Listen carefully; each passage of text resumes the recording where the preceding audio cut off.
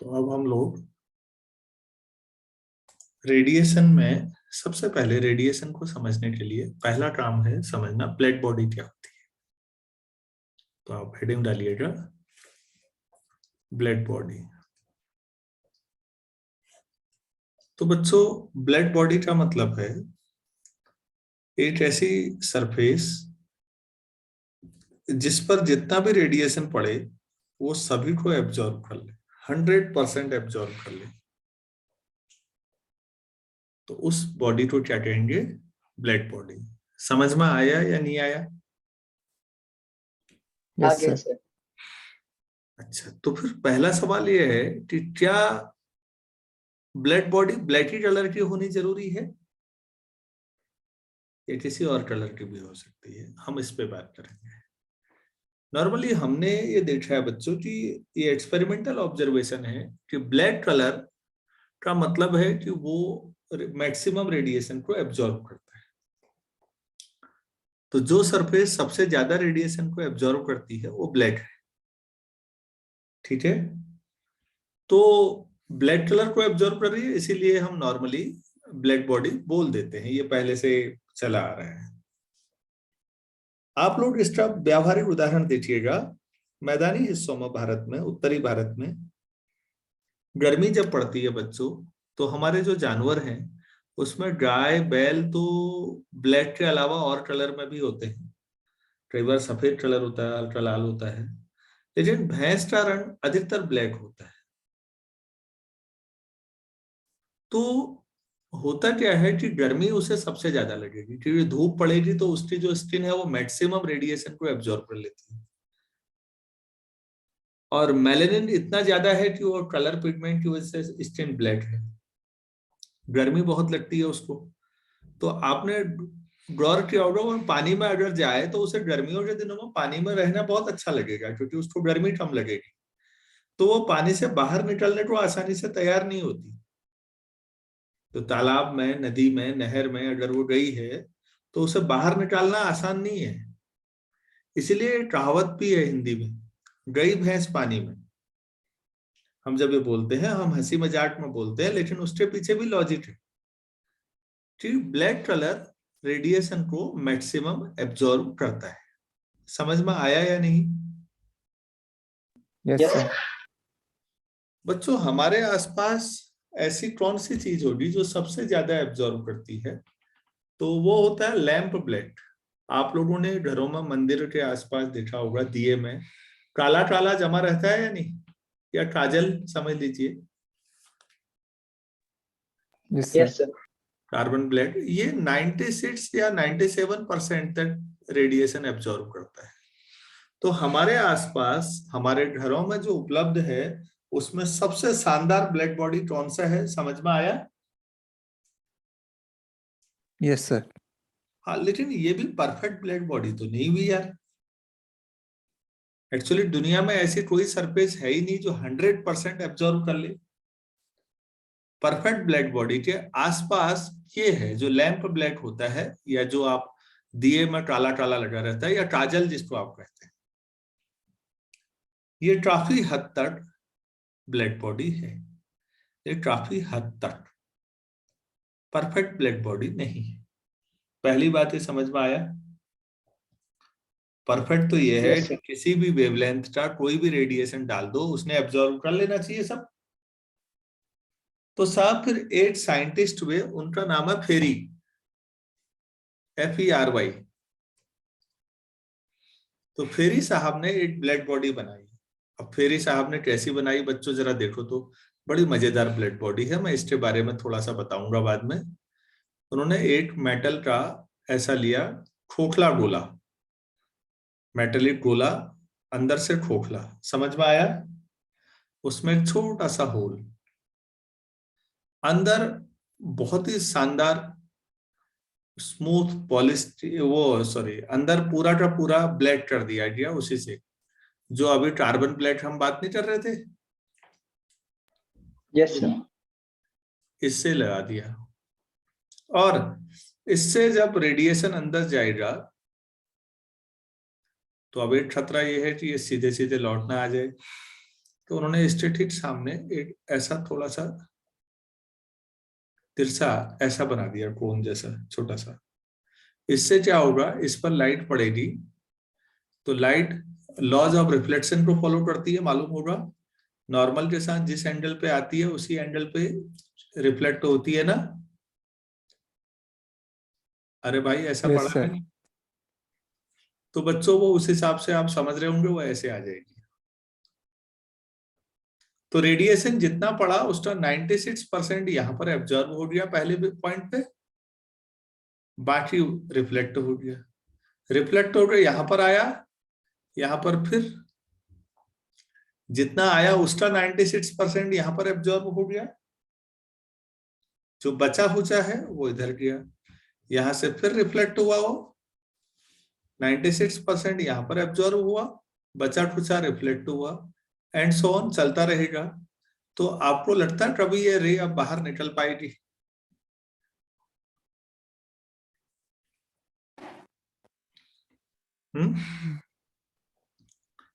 हर बार हाँ जितना सर। है उसका 96% एब्जॉर्ब हो रहा है, तो बची क्या रहा होगा सोचो। तो थोड़ी देर में ये रे पूरी तरह एब्जॉर्ब हो जाएगी या नहीं अंदर? Yes sir. तो ये आर्टिफिशियल ब्लैक बॉडी हो गई साहब, क्योंकि इस पर जो रेडिएशन पड़ा वो बाहर निकल ही नहीं पाया फिर।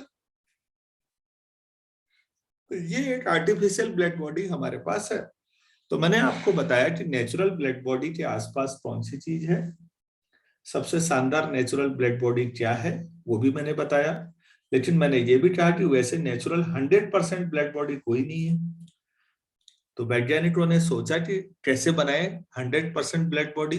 तो ये एक तरीका ढूंढा गया जिसको फेरीज ब्लैक बॉडी कहते हैं। पूरी बात सबको क्लियर है? Yes sir.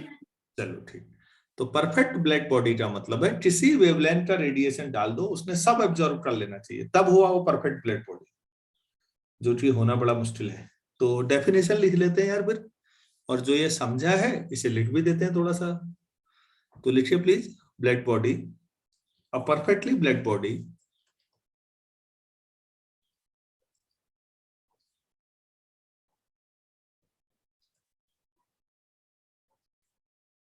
is one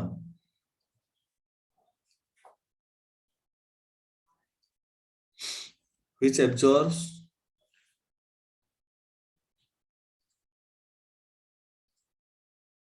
completely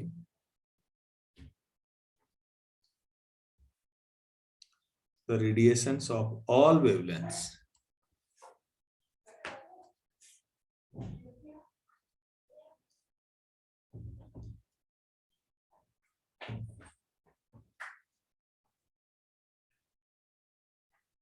falling on it.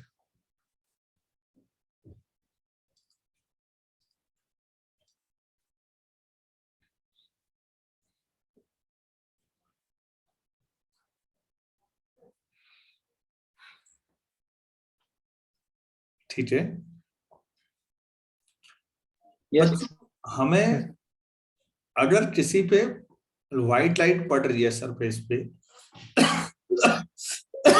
Sorry, और इससे जब रेज रिफ्लेक्ट हुई कुछ हमारी आंख पे पहुंची और हमें ये सरफेस रेड कलर की दिख रही है, इसका मतलब है कि रेड कलर जो है रिफ्लेक्ट होकर हमारी आंख तक पहुंचा, बाकी एब्जॉर्व हो गए।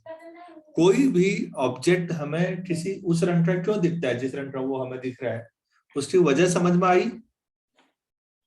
यस। आप अपने आसपास देखिए चीजें, कोई नीली पीली हरी लाल काली सफेद क्यों दिखती है? तो जिस रंग की दिखती है एक्चुअली उस रंग की लाइट उस ऑब्जेक्ट से रिफ्लेक्ट होकर आपकी आंख तक पहुंचती होगी, तभी आपको वो उस रंग की दिखेगी। व्हाइट का मतलब सारे कलर रिफ्लेक्ट हो रहे हैं, चाहे थोड़ा एब्जॉर्ब हो रहे होंगे लेकिन कुछ रिफ्लेक्ट भी हो रहे होंगे। और ऐसे ब्लैक का मतलब कोई भी कलर इससे रिफ्लेक्ट नहीं हो रहा होगा, इसने सारा एब्जॉर्ब कर दिया होगा, तभी वो आपको कुछ नहीं दिख रहा, तो ब्लैक दिखेगा। सभी लोगों को क्लियर हुआ? Yes sir. ठीक। There is no naturally perfect black body. Natural कोई भी परफेक्ट ब्लड बॉडी नहीं है।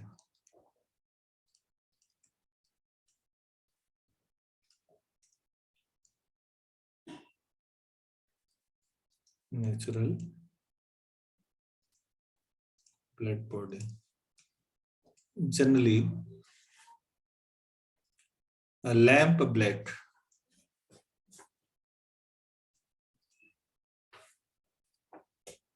with 96 या 97% absorption capacity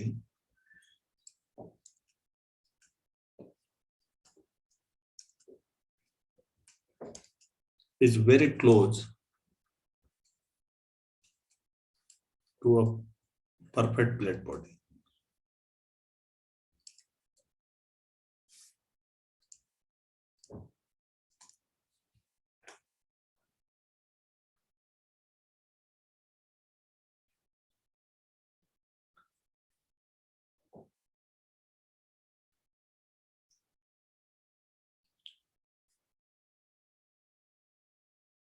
नेक्स्ट लिखिए, एक आर्टिफिशियल उसके बारे में लिखते हैं, फेरीज ब्लड बॉडी।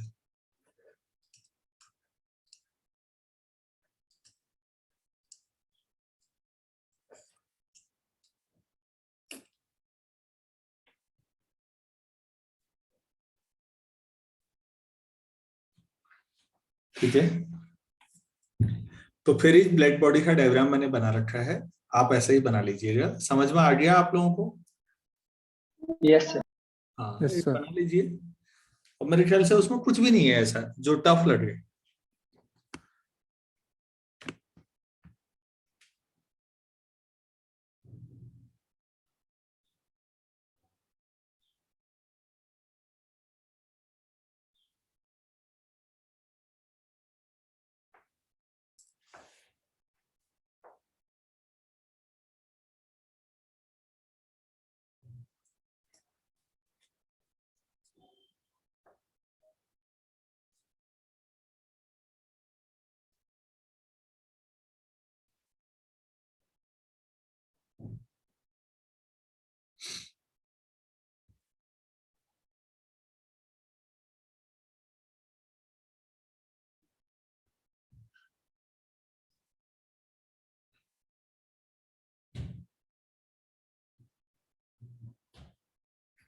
बना लिए?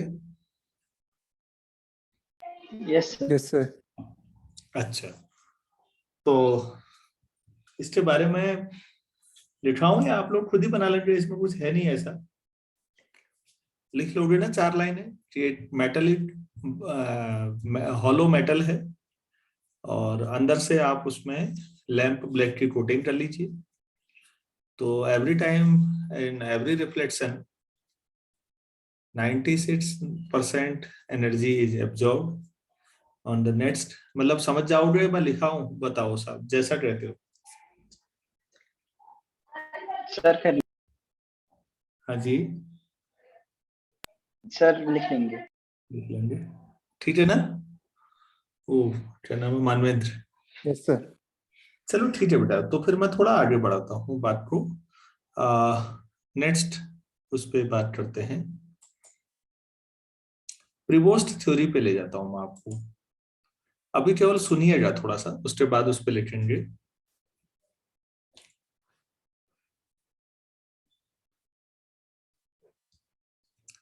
प्रीवोस्ट स्विट्जरलैंड के एक साइंटिस्ट थे।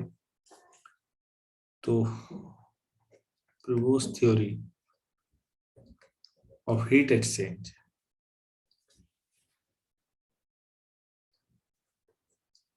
तो इस आदमी ने क्या कहा थोड़ा सा ध्यान से सुनिएगा। हाँ, पहले समझते हैं फिर बाद में लिखेंगे। होता क्या था बच्चों, पहले के दौर में यह माना जाता था कि कोई अगर गर्म ऑब्जेक्ट है, हॉट, तो इसका मतलब उससे हॉट रेडिएशन निकलेगा, और जो ठंडा है उससे, जैसे बर्फ, उससे ठंडा रेडिएशन निकलता है। तो पहले ये माना जाता था कि गर्म चीजों से गर्म रेडिएशन निकलता है और ठंडी चीजों से ठंडा रेडिएशन निकलता है। मेरी बात समझ में आ रही है?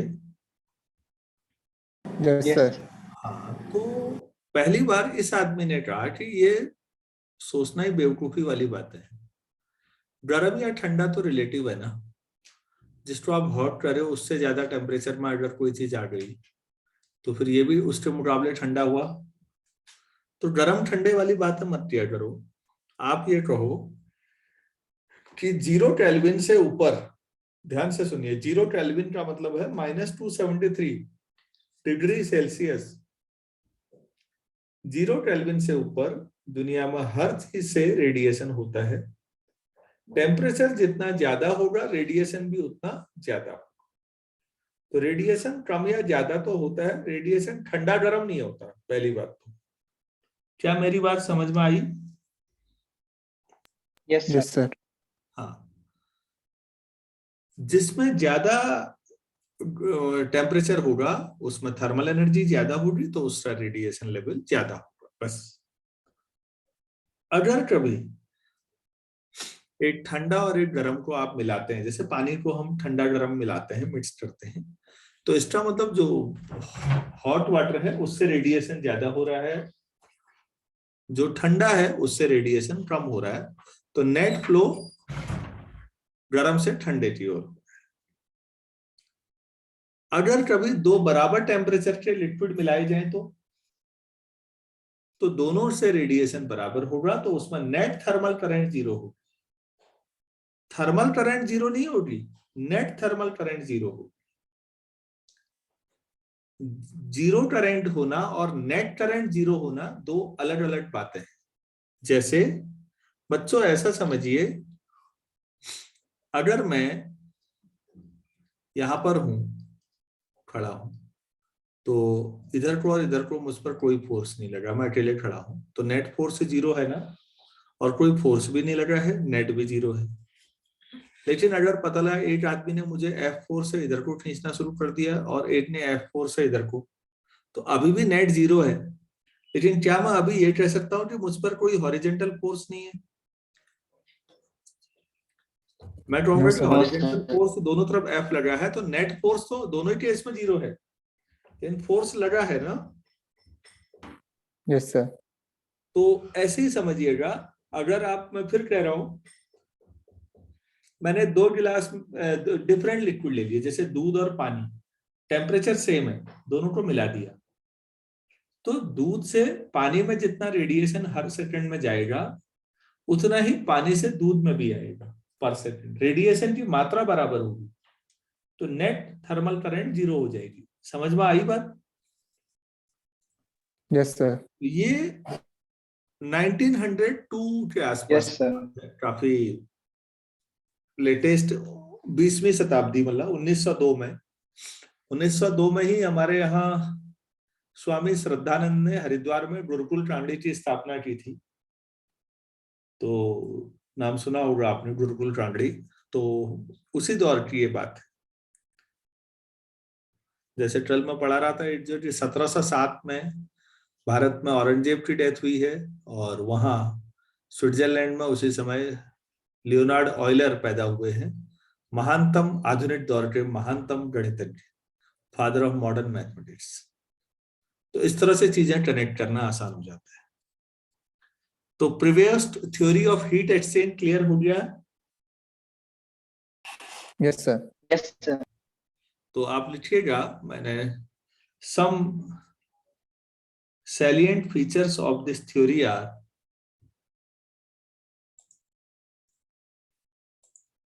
some salient features of this theory are,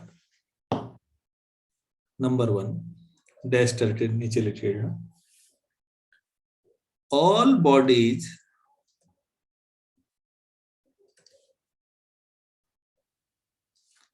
above 0 Kelvin emit heat to the surrounding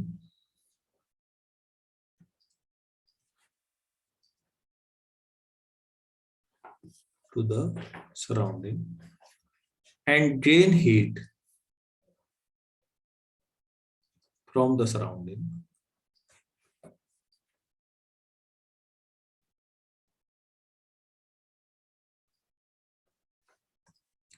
at all times, हर समय ये प्रक्रिया चलती रहती है बच्चों, ये कंटिन्यूअस प्रोसेस है दुनिया में।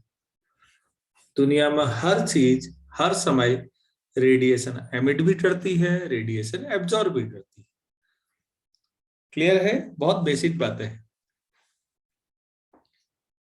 दूसरी बात है थ्योरी में, लिखिएगा द अमाउंट ऑफ रेडिएशन, मतलब जितना ज्यादा, मैंने अभी बताया था ना, टेम्परेचर जितना ज्यादा होगा रेडिएशन भी उतना ज्यादा एमिट होगा। तो उसी बात को लिखिए, the amount of radiation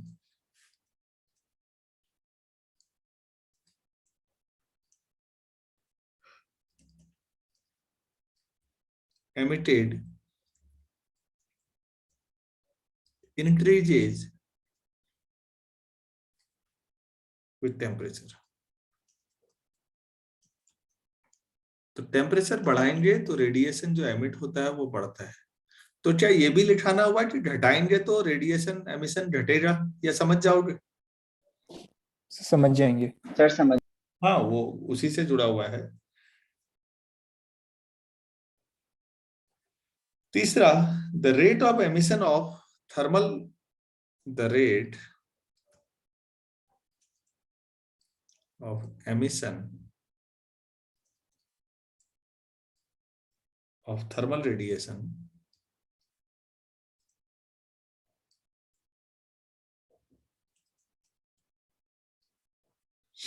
the rate of emission of thermal radiation, ऐसा लिखा है, ये केवल टेम्परेचर पर डिपेंड करता है, depends only upon, depends only upon the temperature of the body,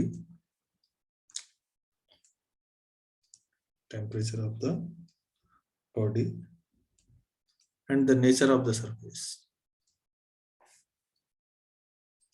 nature of the surface। तो केवल दो चीजों पर डिपेंड करता है, ध्यान दीजिएगा।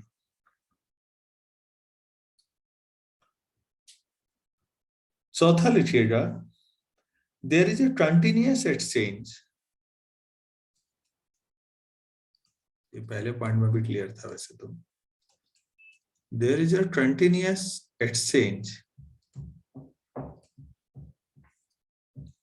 of heat between the body and surrounding।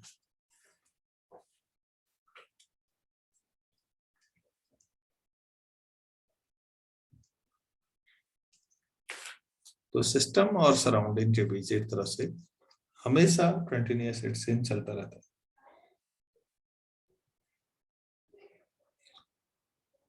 और अगर रेडिएशन ज्यादा हो रहा है बाहर को और बॉडी से सराउंडिंग की ओर ज्यादा फ्लो हो रहा है रेडिएशन का, और बॉडी को मिल कम रहा है, तो धीरे धीरे बॉडी का टेम्परेचर डाउन हो जाएगा या नहीं? yes.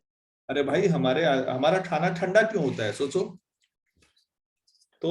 पर सेकेंड रेडिएशन बाहर को ज्यादा हो रहा है और बाहर से कम मिल रहा है। अगर आपका खाना ऐसी जगह पे रखा जाए बाहर सरफेस में, जैसलमेर में, जहां बाहर ज्यादा गर्मी है, तो क्या आपका खाना ठंडा होगा? No sir. No sir. खाना गर्म ना हो जाए थोड़ी देर बाद और। तो किसी भी बॉडी का टेम्परेचर कम होना या ज्यादा होना इस बात पे डिपेंड करता है कि रेडिएशन ज्यादा निकल रहा है कि कम निकल रहा है बॉडी से। क्लियर है ना? तो लिख लेते हैं इसको भी, द फॉल और rise in temperature,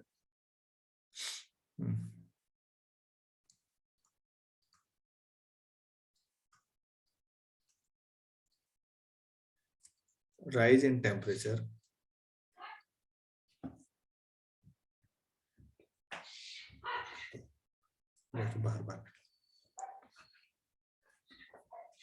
the fall or rise in temperature of a body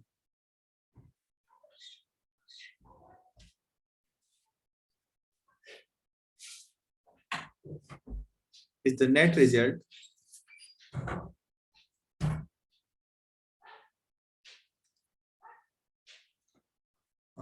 of the exchange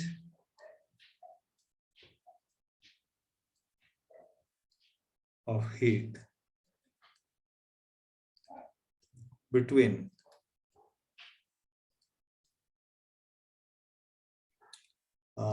the body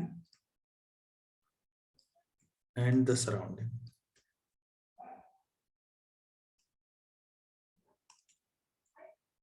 क्या ये समझ में आए आपको पॉइंट्स? Yes sir. ठीक है। Yes sir. तो बच्चों इसके बाद बहुत famous German mathematics scientist Kirchhoff साहब आते हैं और किरचॉफ का लॉ पढ़ाएंगे। इसी बेस पर किरचॉफ का लॉ का डेरिवेशन थोड़ा सा लंबा है, टाइम लेता है और काफी महत्वपूर्ण है, बहुत शानदार। वो नेक्स्ट क्लास में कर पाएंगे। आज आप लोगों को इतना समझ में आया या नहीं आया? सर आया। चलिए ठीक है, फिर अब हम थोड़ी देर में मैथ्स पढ़ते हैं।